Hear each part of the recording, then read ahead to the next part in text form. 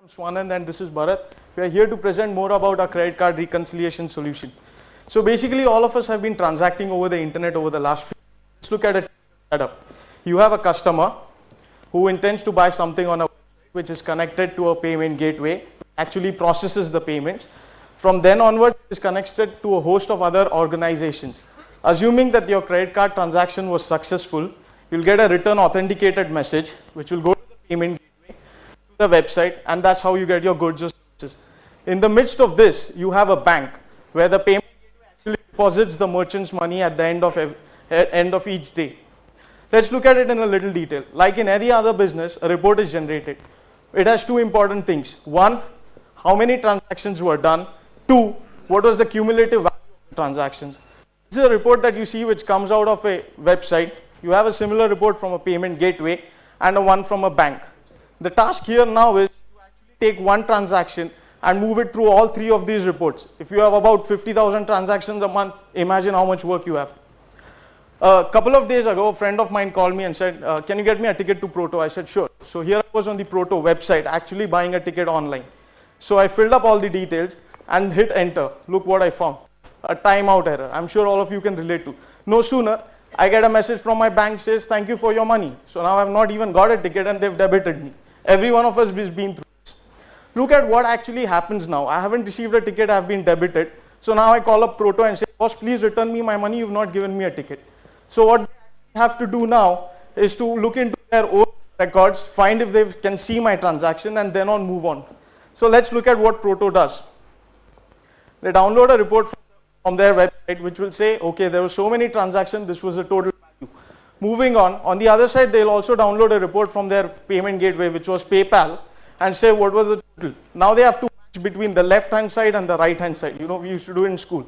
At the end, they'll find, okay, there were two transactions which were unmatched. So one of my timed out transaction is one of this transaction.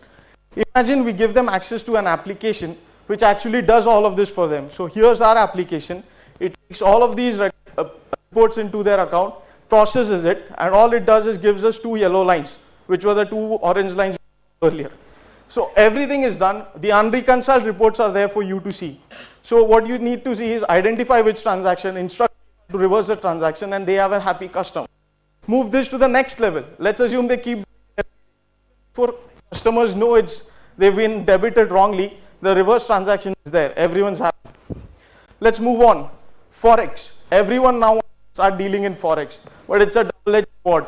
You need to know what is your exposure to Forex. You know, you need to know your loss gain due to difference in exchange.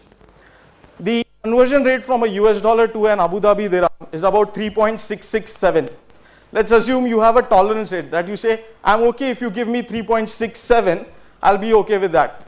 The first case here in yellow, you've sold worth about 703 Abu Dhabi, which translates to about 191 US dollars. But what the payment gateway is reporting is only 186. That's about $5 less. See why?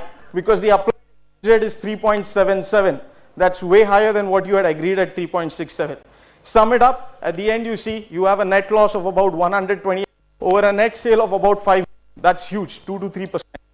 And the last part, chargebacks is an integral part of e-commerce. All of us know that. In the first case, if my transaction didn't go through, I would have actually raised a chargeback had Proto not responded. So normally merchants get a chargeback intimation from an email. All you do is paste it, like he's pasted here, and you press search. As soon as you do that, what comes up on the screen is interesting. It will actually look through everything and see the details of this transaction. So if you scroll down, you're actually going to see that the first line tells you when it was sold and the second line tells you when did you actually receive the money. So you receive the money on the first, the order status is delivered. It's a transaction. You got delivered the goods. But now what he's doing is he's raising a fraudulent chargeback. No, he's actually trying to, fool you. This is how companies can make use of this and actually defend themselves against chargebacks. Something that is very difficult. To the last part of my presentation, what is our pricing policy? We are using a perfect mix of a monthly floor price plus a pay per use and lastly a part of the recovery. And who are our clients? Air India Express, the largest LCC. Second, Clear Trip. I'd like to please acknowledge Mr. Ravi Gurgure, who's amongst us, who's a senior manager in Air India Express. So he's actually here amongst us. They're paying, ClearTip is paying, and we believe this model is working very good for us. The last part, let's just take for all the finance folks out there. Imagine you had a business who was running at about 8%. So that's for every 100 bucks, you were taking 8 bucks into your bottom line. If you could actually save 2 rupees out of this, you know, hello? Yeah.